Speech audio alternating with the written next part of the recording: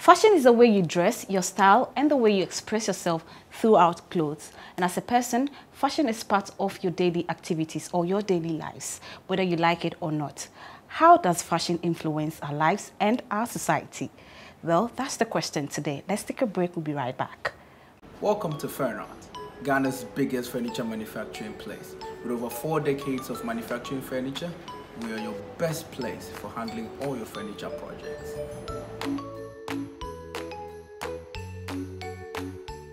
Welcome back. You're still watching Slayers, and we're asking how does fashion influence our lives and our society. Joining us to do the discussion today, our studio is very set, looks colorful, looks beautiful, with lovely guests. On my immediate left is Sharifa. She's been here with us for a very long time. I think she deserves some accolades too. Sharifa, how are you? I'm doing well. We are glad to have you again. I'm happy to be back. Okay. I love your dress. Thank you. I love yours too. Next to Sharifa is a fashion designer behind the brand Afro Mode Trends. Ami Yomekpe. I always try to. Your name, right? Ami Yomekpe.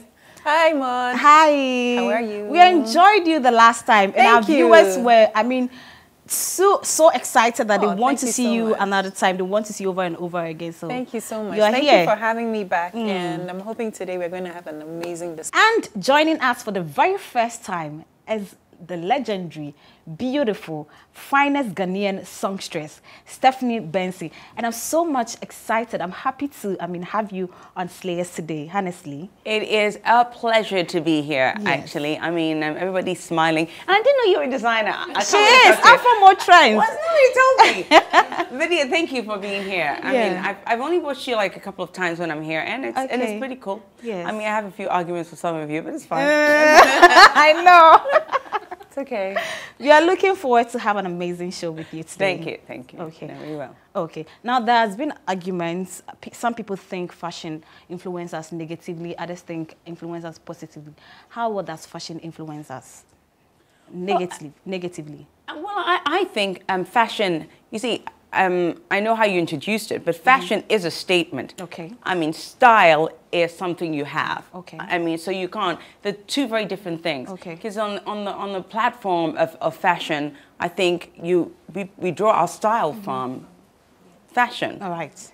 But so I think sometimes you have to understand who you are. I always say that when you find your style, not fashion, when you find your style, before you find it, you have to look at yourself in the mirror, understand your body, see where your curves are, what's flattering about you, what isn't, and dress accordingly. Because sometimes we can look at fashion, and then we see somebody who has a similar, look or maybe even body to us, similar, I'm not saying the same, and then we dress that way, but it doesn't suit our shape, And then sometimes we criticize somebody who has a fashion statement, and then you adapt it to your style. And sometimes it just doesn't work. Okay. You just have to find who you are. Okay. So negatively, I think in this country, I think it's very it's one of the commonest things. I think it's very negative. I think we've found one style that suits our body shape, and we've stuck to it for years. Okay. We just enhance it on occasions every 2 or 3 years. We put a little sleeve, extra sleeve here, and an extra voile here, and then they think, and that's why I can't, because I can't get it. I'm sorry. I'm talking with a stylist here. Oh my God, you're gonna kill me. Designer. I don't even know her design. Maybe I'll show you. Can I respectfully disagree? Okay. Whereby I totally agree when you say that style is inherent to the individual, and fashion is just a current trend of events, what's currently on. That's what fashion is. So finding your style and adapting whatever is current to your style is very important. Now, I feel a lot of women do not even know what their style is. Okay. So being able to now discover that and then adapt whatever is current to that is where the challenge comes in. And as a designer, I see this on a day-to-day basis where a certain shaped woman wants, oh, I want all the ruffles that you can give me on top. And I'm like, you're top heavy. Because she's seen someone wearing it. She's seen somebody wearing it, and it's nice, and I think it'll look good on me. But then the onus is on me now because I have the information, and I can better explain or advise that, okay, if this happens this way, this is what you would look like. Yes. But what do you think? If we do it this way, then it might give you a better result. Okay. So in as much as there's a lot of information there available for people to make these decisions, a lot of times it's down to the designers and people who are styling people or helping people out to help educate them in order for them to make better decisions fashion-wise. Okay. Social media has been a bane. It's a blessing and a curse because then there's so much out there that people see all the time and they're aspiring to become. But then it can be also used in a positive light, whereby you use that to show people that all forms or all shapes are beautiful. And it's just finding what makes you beautiful and what suits you and will make whatever you're wearing stand out for you. And as she said, it is a statement. So you need to make that statement for you. Okay. It's very individual. Right. It has to be for you, not 10,000 girls all looking the same. No, it has to be very personal. Yes. I mean, it's like have a big ass and a tight dress. Yes. That's the new trend. That's the new trend. Yeah. Actually, I have a T-shirt that says "The ass is the new face." I should have worn it. Wow. Yeah, but actually, I saw somewhere that the big ass is fading out. I think it's from the Institute of Cosmetic Surgeons somewhere in the U.S. And it says that the big bum trend is fading out. So imagine if I got a big bum 2 years ago, and in the next 2 years, it fades out. What am I going to do? You're just going to have stretch, you know. But then what we were talking about before was there's a reason why this is happening. It's only because they found out that women who are going for these surgeries are dying. 1 in 400 are dying because the fat is escaping to different parts of the body. 1 in 400. 400, okay. Yes. Okay, so it's... I mean, it's not huge, but it's not, but it's still a reality. So I think they're trying to research to find out why this is happening. And also think that exercise plays a big part. A lot of these women, they go and they have their butt enhanced and then they don't work out. Yeah. So it's jam-packed in there with all the fat, like with the holes in it, and they like it because they cover it up in the Spanx. And you can still see the holes through the Spanx. But for some reason, they're not appreciating but I think if you stand in the mirror and you look at it, you won't do it ever again. Yeah. Because don't see yourself in just clothes. You have to take it off at some point, especially if you have a boyfriend or if you're looking for a husband or, you know. I mean, I'm showing mine all the time because mine looks good. I'm sorry. Okay. So now we are talking about bum. You want to praise yours? Let me praise mine. Yes. It's not enhanced.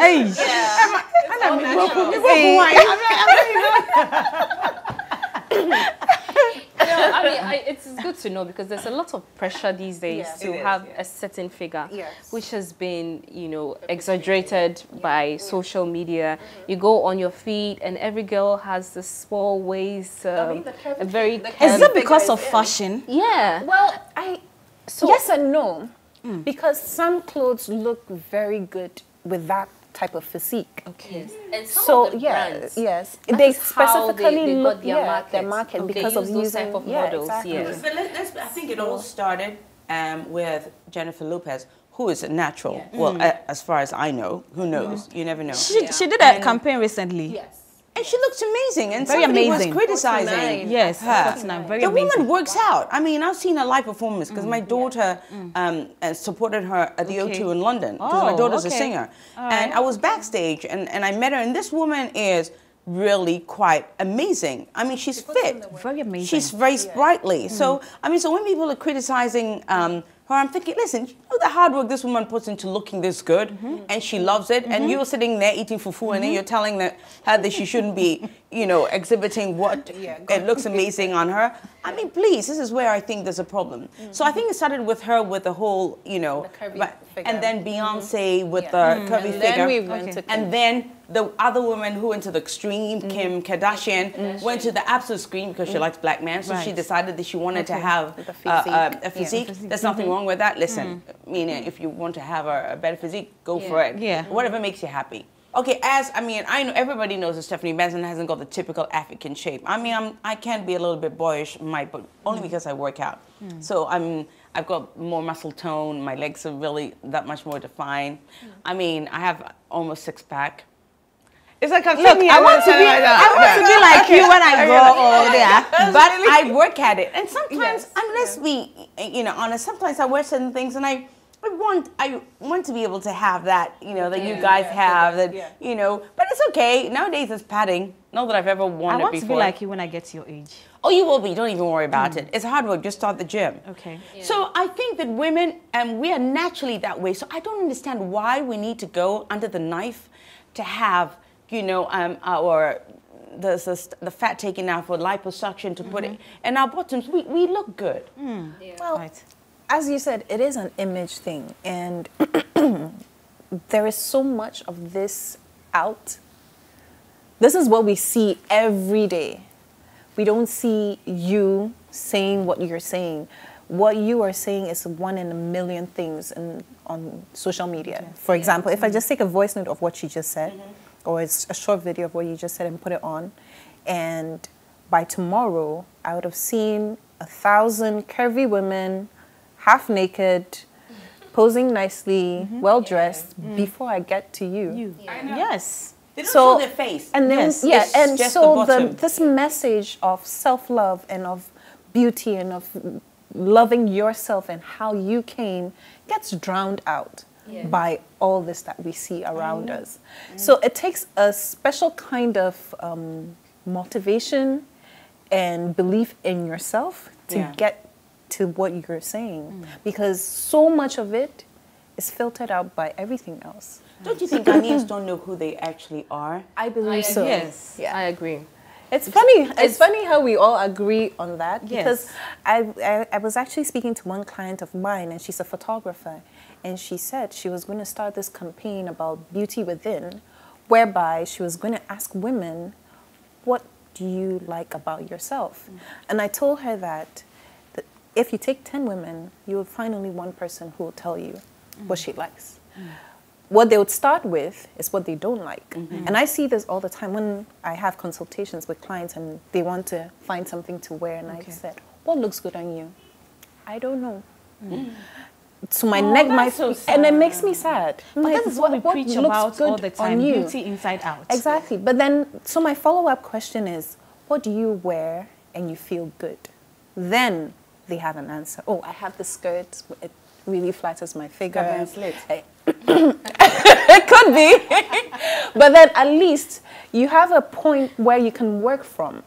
But then it's always sad to see that majority of women do not know what makes them beautiful, what makes them look good, what do they wear that when I wear this, I'm like, yes, today mama's gonna get it.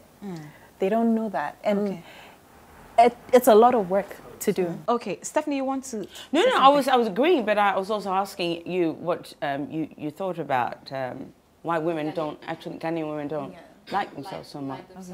I think it's more of a trend. Ghanaian women are so much into the trend, what they see other people wearing.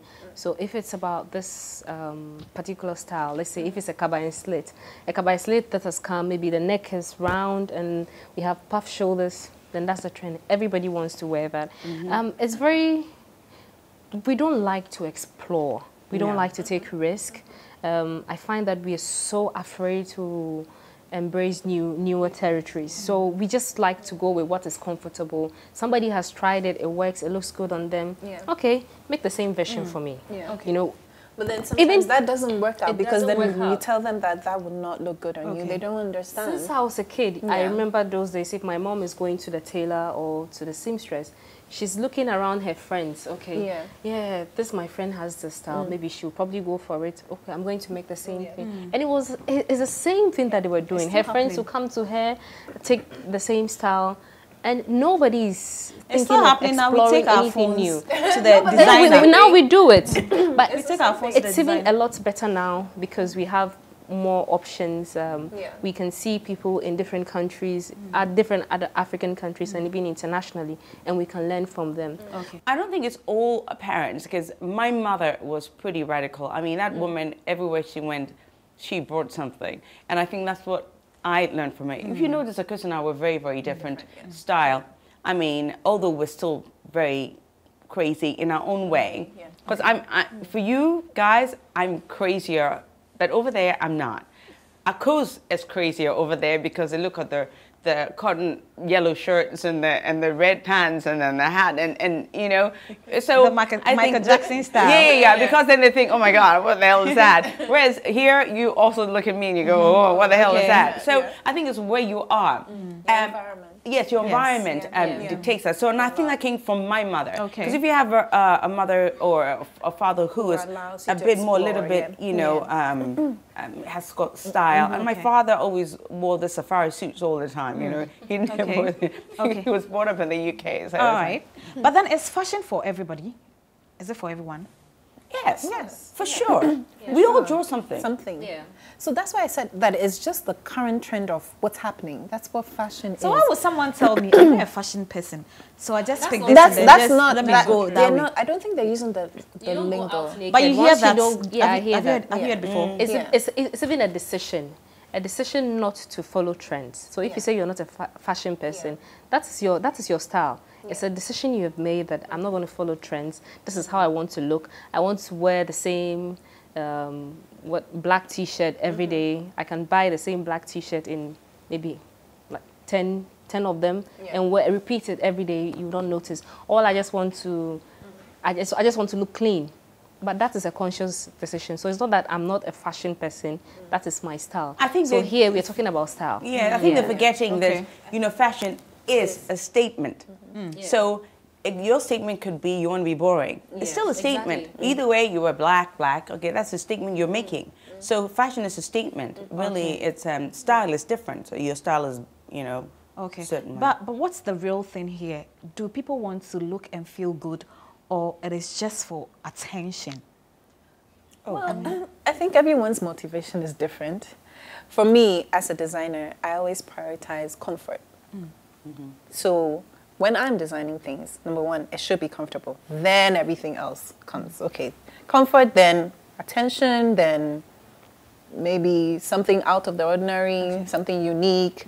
So everybody has what they're looking for in whatever they're trying to put on. So somebody would prioritize attention. I don't care how uncomfortable I am. Once I step out and people look at me and they're like, wow, done. So it's very individualistic what people are looking out for. Curvy women, obviously, I want to play off my curves. I want that to be the number one thing that people see. That's the attention. So whether she's wearing 5 Spanx to hold that waist in, she will wear it and be uncomfortable. And we don't blame them. Yes, we don't blame them. So sometimes I fear it's very easy to get judgmental about what people wear. There's a very thin line of having an opinion about something that someone's wearing and being judgmental. Very, very thin line. So in as much as we are discussing this, we also need to be mindful of towing that line. Okay. That's what Stephanie, I think. you want to add up?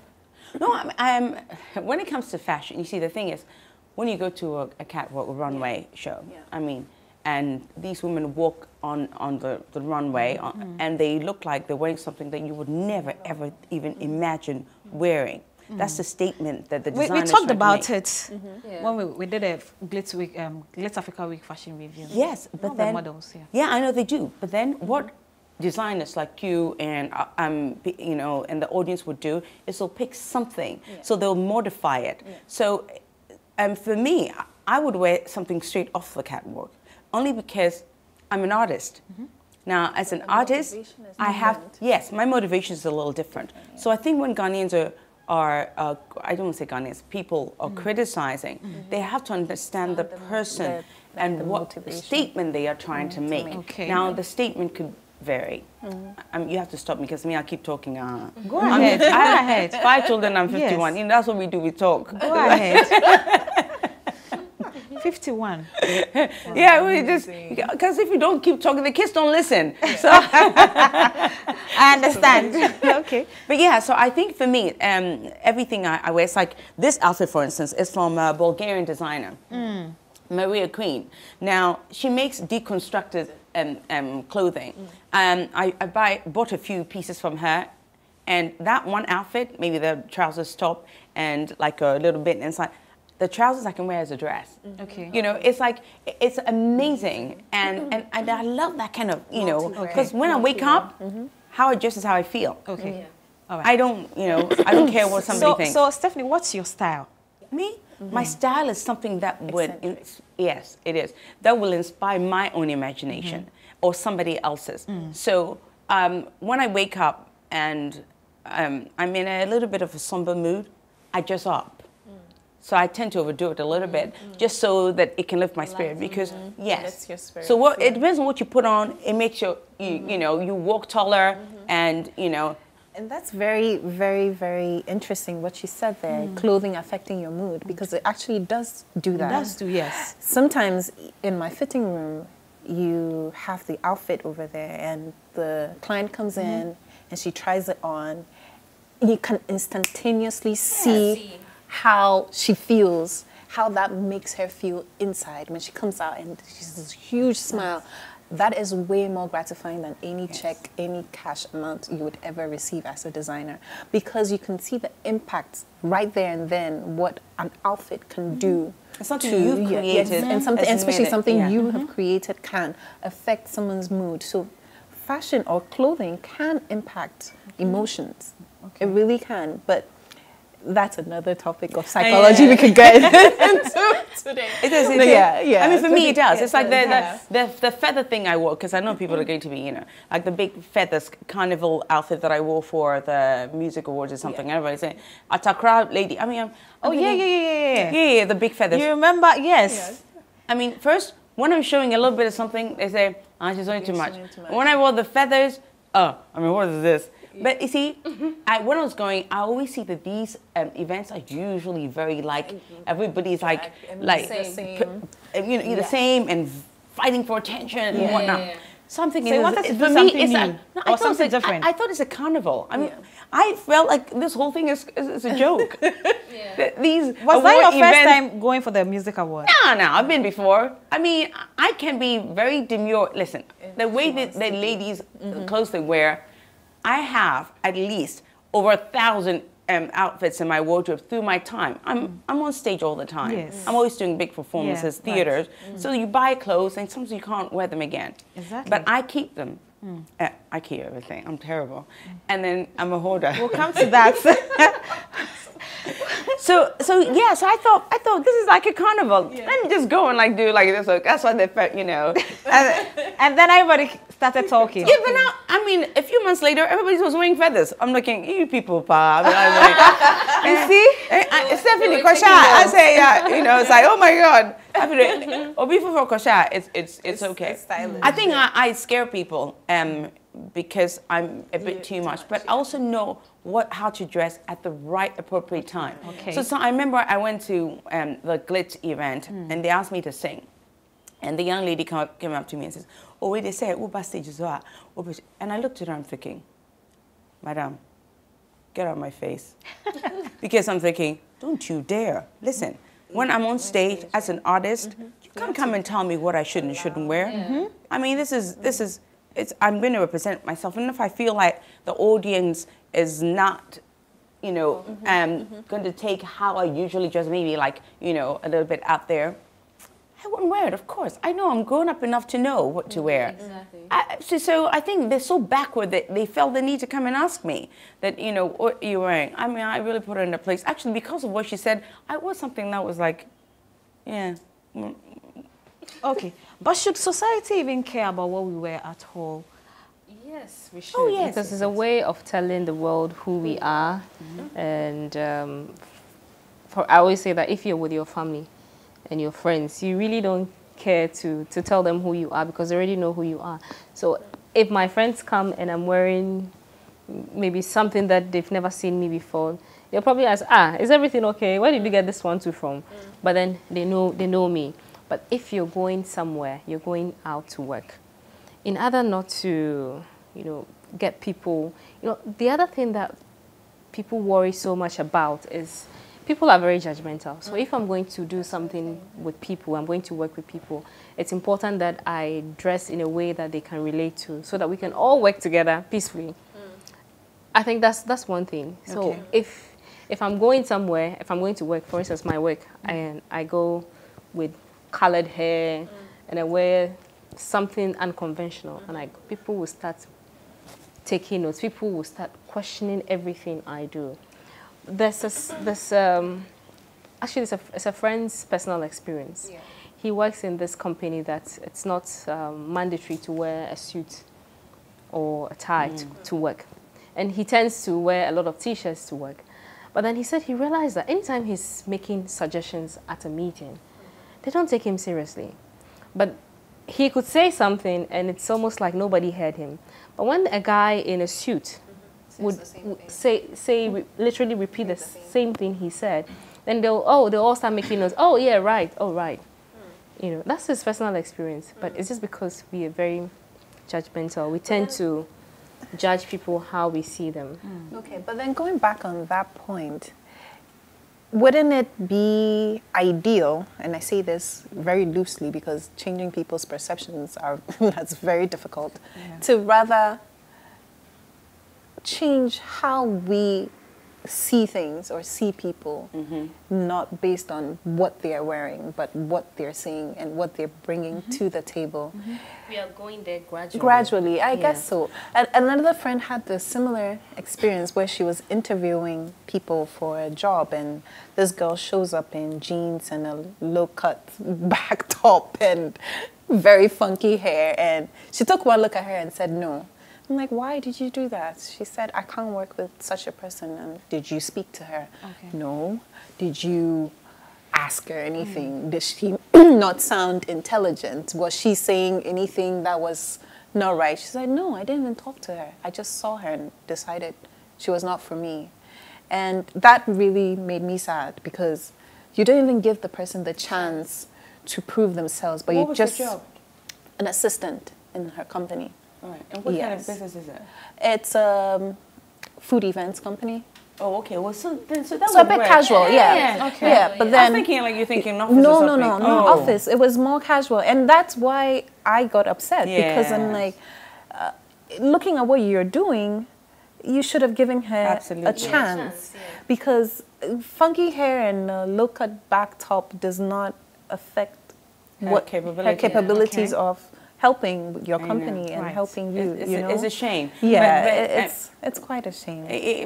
people are like I like that. It's quite sad. Yeah, so that's why I was saying that being able to change the mindset of not being so judgmental with regards to I know first impressions are good, they do count, but then putting whatever the person That is aside. bringing out before I think what you're sometimes we seeing. can't pull certain outfits off. Yeah. You know, if this chap, for instance, in a meeting, and let's say if he's confident in how he is and walks in it and he owns what he's wearing, maybe they would have listened to him. You know, I just think people because they don't own it. Yes, Yeah. we don't. We're doing it because maybe that's not really our style, but we think maybe we should. Cool, yeah. So then other Yeah. people don't buy into it. So Yeah. what you're saying, you don't want to take it. Yeah. But me, if I go into a meeting with how I usually dress, and I'm in there with a whole bunch of men, and I employ a lot of men, when I speak, you will listen. I mean, and if you don't listen, you're out of the room. I mean, it's you know, I'm something very nice, but you know, I can be a little bit of a. I can't say the word, can I? You're very nice, but I can't. But no, when I have to be professional, I have to be professional. I can be. Okay. So I think you have to own it. All right, so that is why we have, our fashion designer here. So I'd like to know from her if they are able to say no, no matter what, despite the money that is coming in when someone brings in a corporate outfit. But our time is fast spent. We'll continue with that next week. Welcome to Fernart, Ghana's biggest furniture manufacturing place. With over 4 decades of manufacturing furniture, we are your best place for handling all your furniture projects.